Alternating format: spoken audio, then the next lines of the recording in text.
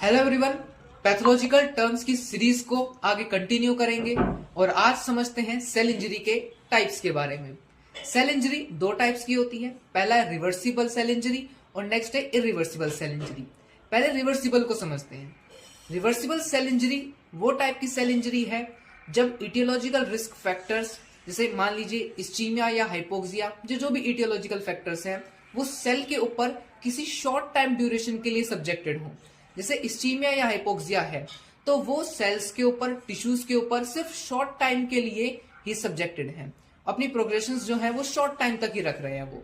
लेकिन जैसे हमने उन इटियोलॉजिकल रिस्क फैक्टर्स को रिमूव किया, जो सेल्स जो ऑलरेडी रिवर्सिबल सेल इंजरी से सब्जेक्टेड थे वो अपने नॉर्मल सेल्स स्ट्रक्चर और नॉर्मल सेलुलर फंक्शंस में रिस्टोर हो जाते हैं। एग्जाम्पल की बात जस्ट अभी आगे करेंगे। पहले समझते हैं सेलुलर इंजरी के जो रिवर्सिबल टाइप है उसमें कौन कौन से मॉर्फोलॉजिकल चेंजेस आते हैं। पहला है सेलुलर स्वेलिंग, दूसरा है हाइलीन चेंजेस, थर्ड वन है मिक्सोइड चेंजेस। अगर बात करें एग्जांपल की रिवर्सिबल सेल इंजरी का, क्या एग्जांपल है? जैसे मान के चलिए coronary artery occlusion.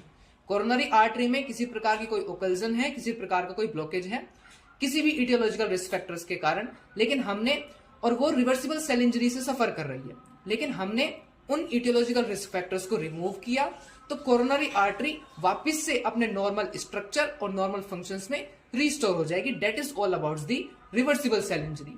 Reversible cell injury का दूसरा एग्जांपल मायोकार्डियल इस्चीमिया, लेकिन इरिवर्सिबल का है मायोकार्डियल इंफ्रैक्शन।